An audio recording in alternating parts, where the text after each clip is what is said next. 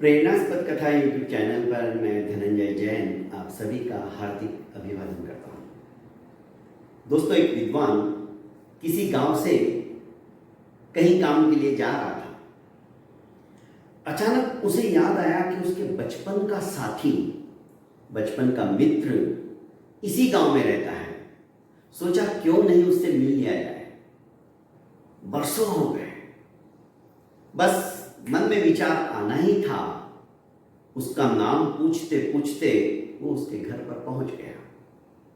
पर जैसे उसके घर की हालात देखे उसे बड़ा तरस आया, क्योंकि उसके साथ उसके दो जवान भाई भी रहते थे और यह मित्र अत्यंत गरीब और दरिद्रता से परिपूर्ण था।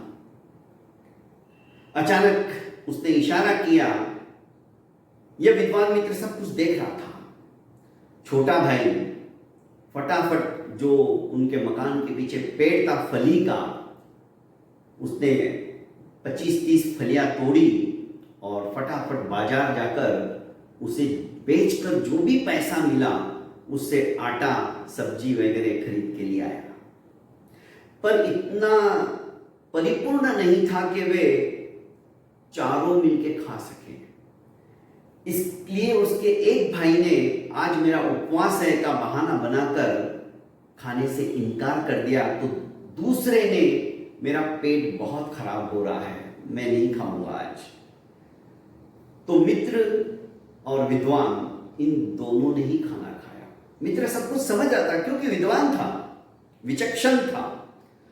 उसे रात भर चिंता सताती रही, हालांकि वो बातें करते करते सोए थे, पर इसका मन यही बारंबार कह रहा था कि मैं कैसा मित्र हूं जो इसकी सहायता भी नहीं कर सकता।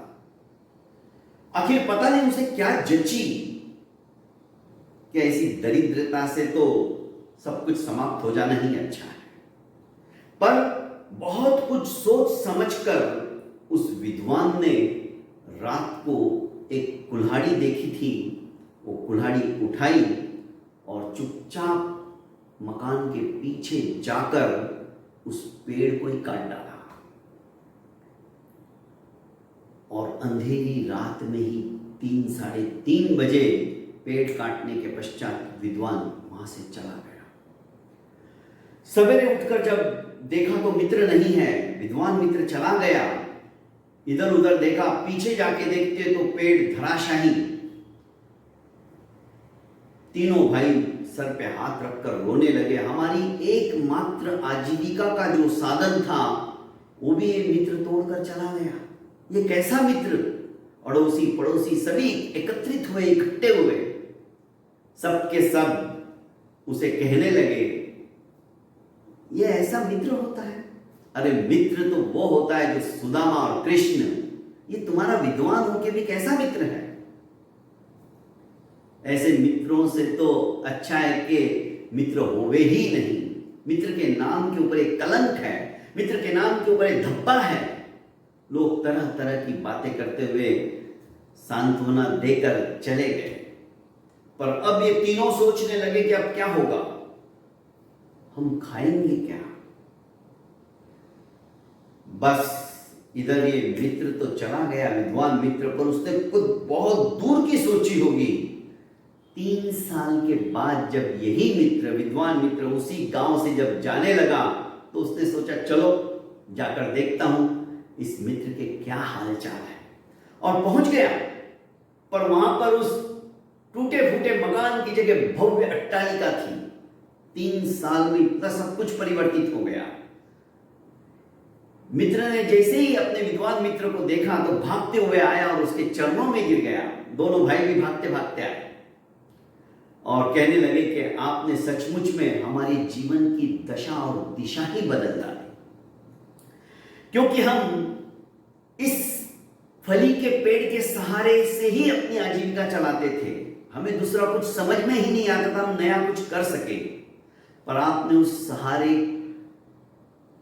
को ही समाप्त कर दिया ताकि हम दूसरा कुछ सोच सके, हम उद्यम कर सके, हम पुरुषार्थ कर सके, हम मेहनत कर सके। दोस्तों, किसी ने सही कहा है, जब तक हम सहारे के सहारे होते हैं ना, तब तक हम आत्मनिर्भर होकर कभी भी प्रगति नहीं कर सकते। जब भी हमें सहारा मिलता है तो हम आलस, प्रमाद के वशीभूत होकर उद्यम करने से अपने आप को रोक देते हैं। मेहनत करने से हम बचने की कोशिश करते हैं, पर जिस दिन कोई सहारा नहीं होता है हम अपने आप उद्यम करने के लिए समुद्यत हो जाते हैं। तो दोस्तों, पुरुषार्थ करो, मेहनत करो, नए नए रास्ते खुलते चले जाएंगे और मंजिल हमसे दूर नहीं रहेगी। बहुत बहुत धन्यवाद दोस्तों।